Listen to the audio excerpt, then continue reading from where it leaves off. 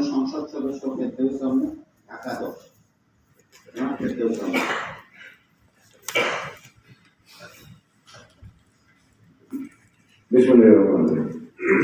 শুভ অপরাহ্ন। আজকের অনুষ্ঠানের প্রধান অতিথি, সভাপতি সহ বিশেষ অতিথি এবং আমন্ত্রিত অতিথি, আসসালামু আলাইকুম। আমার গত 4 মাসের এই পথ চলায় আমার মনে কোনো বেসরকারি অনুষ্ঠানে এতজন সংসদ একসাথে এসেছি আমরা এই প্রথম।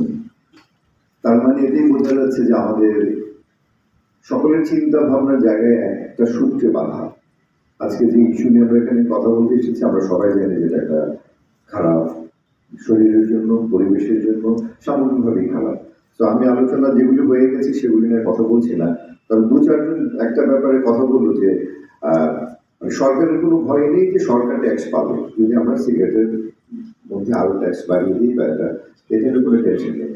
আমার বলার কথা হচ্ছে কি, যেখানে মাননীয় প্রধানমন্ত্রী জননেত্রী শেখ হাসিনা বলেছেন যে 2040 সালের মধ্যে তামাক মুক্ত দেশ করার প্রত্যয় নিয়ে এগোচ্ছেন, তো সেখানে নিশ্চয়ই এই ট্যাক্স দিয়ে দেশের মানে সামগ্রিক ভাবনার সঙ্গে নিশ্চয়ই সিগারেটের ট্যাক্সটা চিন্তার মধ্যে নেই। তো আমার কাছে মনে হয় এই টাকা এই ভাবনাটা না ভাবাই বেটার। আর সিগারেটের উপর ট্যাক্স বাড়িয়ে দিলে এটার সাথে আমার কাছে মনে হয় অনেকগুলি জিনিস জড়িত যেগুলি নিয়ে আলোকপাত হয়নি। যেমন আমি একজন বড় বিড়ি ব্যবসায়ীকে চিনি যারা বাংলাদেশের বিশেষ প্রখ্যাত এক বিড়ি ব্যবসায়ী, তাদের সাথে আমার কথা হয়েছে। তারা বলেছে যে তারা কি করে মুনাফাটা করে। সরকারকে ট্যাক্স দেয় কিন্তু যে বিড়ির জন্য যে কাগজ এবং যে ফিল্টারটা সেটার উপর হিসাব করে কিন্তু সরকারকে ট্যাক্স দেওয়া হয়। ট্যাক্স ফাঁকি দিয়ে তারা কত কাগজ এনে কত বিড়ি আরো বেশি বানাচ্ছে বা সিগারেট বেশি বানাচ্ছে সেটার হিসাব আমাদের কাছে নেই। এটা আমাকে ওই মালিক নিজে বলেছে বলে আমি জিনিসটা জানি। তো ওই হিসাবটাই আমরা নেই। তো আমরা যতই ট্যাক্স বাড়াই, আমরা যদি 5%-এর জায়গায় যদি আরো 20-25%ও ট্যাক্স বাড়িয়ে দিই তাতে তাদের কিছুই আসে না, কনজামশন কমবে না এবং তাদের ব্যবসাও কমবে না, ট্যাক্স বাড়তে থাকবে। সো নিরুৎসাহিত করার জন্য এটা কোনো অন্তরায় না।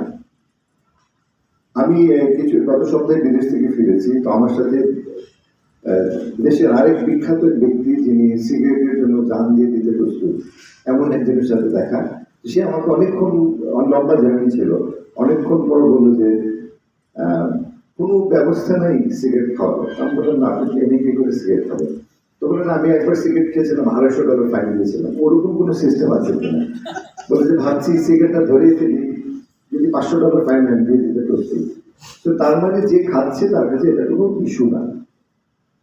আমি টরন্টো থেকে দেখলাম সেখানে 18 ইয়ার্সের নিচে কেউ কোনো সিগারেটের দোকানে ঢুকতে পারবে না, সেখানে আইডি কার্ড ছাড়া সিগারেটের দোকানে ঢুকতে পারবে না। তো সেটা একটা নিরুৎসাহিত করার বড় জায়গা। এবং আমরা খুচরা সিগারেট যদি বিক্রি করা বন্ধ করে দিতে পারি, খুচরা বিক্রি করা বন্ধ করে দিলেই কিন্তু আমার মনে হয় আসবে এবং সেটাকে মানে মানতে হবে। এবং যত্রতত্র সিগারেট খাওয়া বন্ধ করা, যেমন আমি আমার ধানমন্ডি লেককে সিগারেট মুক্ত ঘোষণা করেছি, আমি মেয়র মহোদয় সহ আমরা আইন পাশ করেছি। সেদিন দেখলাম যে একজন প্রাক্তন বিচারক বসে সিগারেট খাচ্ছে। আমি গিয়ে বললাম যে আঙ্কেল আপনি সিগারেট খাচ্ছেন? তো আমার জীবন শেষ, আমি এখন সিগারেট খেলে কি আসে যায়? আমি আপনার কিছু এসে যায় না, কিন্তু আপনি সিগারেট খেলে আমি ইয়াং জেনারেশনকে বলতে পারছি না যে এখানে সিগারেট খেও না, আপনাকে সিগারেট খেতে হবে বাইরে গিয়ে। তো বললে ইনসাল্টিং, আমি সেটাই করতে চাচ্ছি। তো এই ধরনের অপমান দিয়ে বোধ তৈরি করতে হবে আমার কাছে মনে হয়। তো আর 2000 আমি বলেছি, আর হাইয়েস্ট ট্যাক্স যে সমস্ত দেশে একটু আগে বললেন ফারুক আঙ্কেল, মানে আমার মামা হয়। তো তো সেক্ষেত্রে আমার কাছে মনে হয় যে আমরা এটা একটা বড় ওয়ে হতে পারে। এবং সিগারেটের কাগজ আমাদের মন্ত্রী মহোদয়, আমাদের সাবেক মন্ত্রী মহোদয় আছেন, তো এই সিগারেটের পেপার এবং ফিল্টার এটার উপরে হিসাবটা কি করে ঠিক করা যাবে এটা নিয়ে আমার মনে হয় একটা বড় ধরনের চিন্তা ভাবনা করা যেতে পারে আর কি। আর সিগারেটকে শিল্প বলেছি কেউ একজন, যে সিগারেট শিল্প, আদৌ কি এটা শিল্প যা মানব দেহের জন্য, দেশের জন্য সার্বিকভাবে ক্ষতিকর একটা মানে প্রোডাক্ট? তো সেটাকে আমার মনে হয় আমরা শিল্পর পর্যায়ে না ফেলি। এটা একটা বাণিজ্যিক প্রোডাক্ট, এটা যারা তৈরি করে তারা জাস্ট মুনাফার কথা চিন্তা করেই করে। যেরকম কিছু মানুষ ফরমালিন ব্যবহার করে খাদ্যের মান নষ্ট করে দেয়, তো সেরকম আমার কাছে মনে হয় এটাকে জাস্ট মুনাফা, এটা কোনো শিল্পের পর্যায়ে পড়ে না। তো আমার মনে হয় এটাকে আমরা শৈল্পিক দৃষ্টিকোণ থেকে না দেখি। আর ইয়াং জেনারেশন ভেপের ব্যাপারেও ভাবার সময় এসেছে। ইয়াং জেনারেশন তাদের স্মার্টনেস বাড়ানোর জন্য তারা মনে করছে হাতে একটা ভেপ থাকলো, বিশেষ করে মেয়েদের কথা এসছে, তারা তাদের ছোট্ট পার্সে একটা স্লিক একটা ভেপ রেখে দেয় এবং এটাকে তারা একটা স্মার্টনেসের স্ট্যাটাস হিসেবে ভেবে নিচ্ছে। তো সার্বিক দিক দিয়ে আমার কাছে মনে হয় আমরা সকলেই যদি মানে এই জায়গা থেকে একমত হয়ে আমরা আমাদের বাজেটে এইটাকে নিয়ে একটা বড়ভাবে একটা মানে প্রসঙ্গটাকে তুলে ধরি যে সিগারেটের উপর ট্যাক্স বাড়িয়ে দেওয়ার ব্যাপারটা, তাতে করে সরকারের লাভ কি হলো লস হলো সেটা আমরা দেখবো না। আমরা দেখবো যে কারণ সিগারেটের দাম বেড়ে গেলে আমি নিশ্চিত যে এটা কনজাম্পশন কমবে। বিশেষ করে নিম্ন স্তর উচ্চ স্তর যত যে কোনো ধরনের সিগারেট আছে সব ধরনের স্তরে আমার মনে হয় এটাকে অনেক বেশি করে বাড়িয়ে দিতে হবে। এটাই আমার চাওয়া। আর আমার দিক থেকে একজন প্রশ্ন করেছিল যে আমি যখন হঠাৎ বৃষ্টি করি তখন আমি একটা বিজ্ঞাপনের জন্য 1.5 লাখ 2 লাখ টাকা নিই, তখন আমার কাছে একটা সিগারেটের বিজ্ঞাপন এসেছিল প্রায় 20 লাখ টাকা অফার করেছিল আমাকে। তা আমি অনেক ভেবেছিলাম, আমি করতে চেয়েছিলাম, কারণ তখন এই 20 লাখ টাকা আমার কাছে অনেক জরুরি, আমি একটা ফ্ল্যাট বুকিং নিতে পারতাম, কিন্তু আমি নিজের সাথে নিজে প্রতারণা করতে পারিনি বলে আমি সেই বিজ্ঞাপনটা করিনি। পরে আরেকজন বিখ্যাত ব্যবসায়ী বিজ্ঞাপনটা করেছে।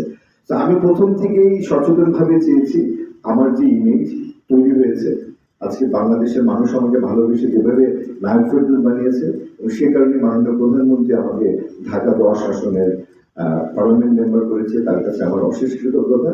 তো সেই জায়গা থেকে আমার কাছে মনে হয় আমি কখনই এমন কোনো কাজ আগেও করিনি যা আমার ইমেজের সঙ্গে যায়নি, এখনো করবো না ইনশাআল্লাহ।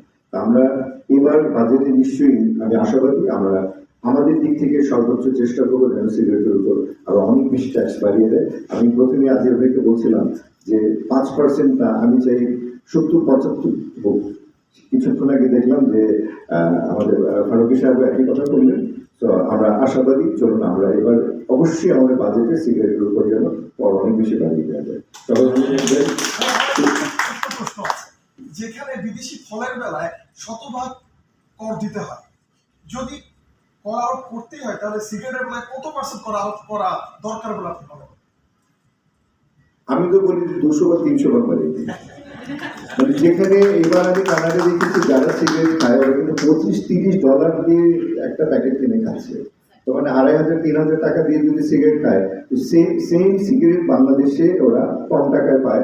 এবং আরেকটা ব্যাপার বলি না, যে বিদেশে যাওয়ার সময় কিন্তু যারা স্মোকার তারা আমাদের সবাইকে ফোন করে অনুরোধ করেন আমাদের এক কার্টুন সিগারেট নেয়। তারা কিন্তু দেশ থেকে আর কিছু চায় না, সিগারেট চায়, কারণ বাংলাদেশে সিগারেটের দাম কম। তো আবারও বলছি লাস্ট কথা এটাই, যে যেখানে মাননীয় প্রধানমন্ত্রী চাইছেন 2040 সালের মধ্যে তামাকমুক্ত দেশ, সেই ক্ষেত্রে আমরা যদি এটাকে 200-300% বাড়িয়ে দিতে পারি সিগারেটের উপর ট্যাক্স, তবে আমার কাছে মনে হয় যে আমরা অনেক কমিয়ে নিয়ে আসতে পারবো এই সামগ্রিক ক্ষতি। সবাই ভালো থাকবেন, সুস্থ থাকবেন। জয় বাংলা, জয় বঙ্গবন্ধু।